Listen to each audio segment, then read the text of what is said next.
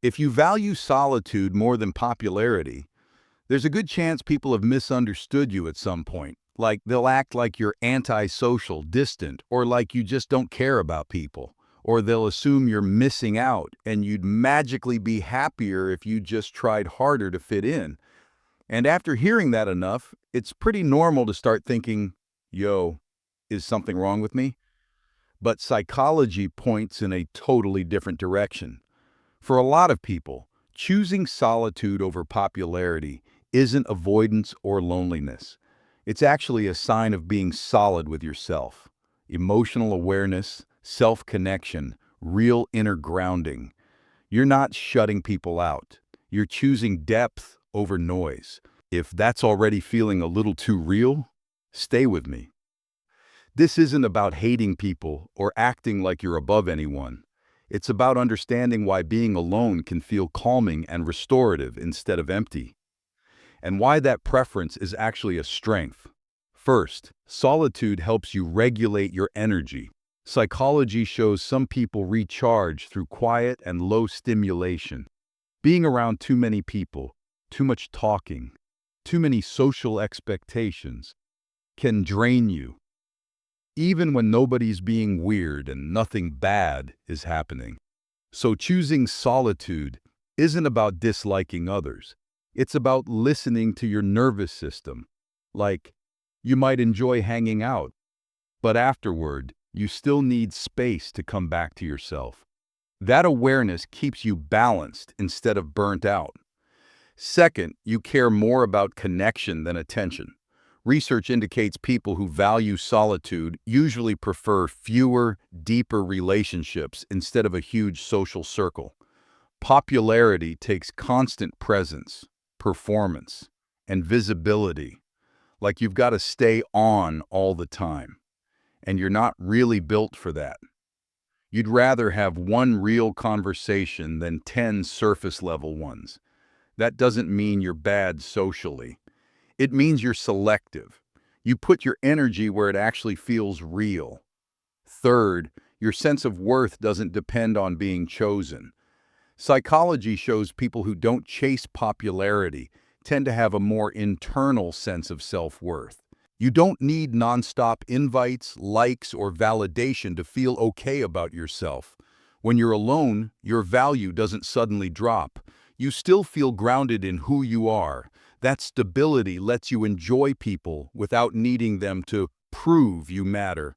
Fourth, solitude is where you process and reflect. Research suggests that people who value being alone use that time to think, reflect, and really make sense of their experiences. You replay conversations, notice patterns, and understand your feelings better when it's quiet. While other people process everything out loud, you process internally.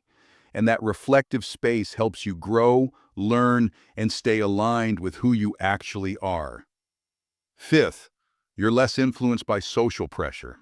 Psychology shows people who enjoy solitude are often less reactive to trends, group opinions, or that whole fear of missing out vibe.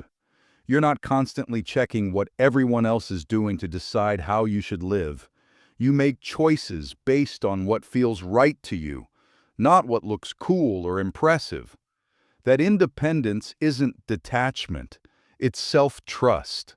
Sixth, solitude protects your authenticity. Research indicates that being in social environments all the time can quietly pressure you to perform, adjust, or water yourself down. Solitude gives you a break from all that. When you're alone, there's no audience. You don't have to impress, agree, or explain yourself. That space helps you stay honest with yourself. And then when you do show up around people, you come in more genuine, not less. Here's the part that really matters. Valuing solitude over popularity doesn't mean you're lonely, broken, or socially incapable. It means you're comfortable with yourself. You don't need constant noise to feel alive or valid. Your inner world can actually sustain you. And once you stop judging this trait, something shifts. You stop forcing yourself into social spaces that drain you. You stop comparing your life to louder, more visible people. You start respecting your own rhythm. You realize fulfillment doesn't always come from being known by a lot of people. Most of the time, it comes from knowing yourself really well. You're not choosing solitude because you can't connect. You're choosing it because you understand yourself. And that kind of clarity, it's rare. If this video helped you see your love for solitude differently, you're not alone. There are a lot of people like you, quietly grounded, thoughtful, self-aware, living in a world that confuses popularity with happiness. You don't need to be everywhere to matter. You already do. And if you want more psychology insights that help you understand your personality instead of questioning it, hit subscribe. The next video might help another part of you finally make sense.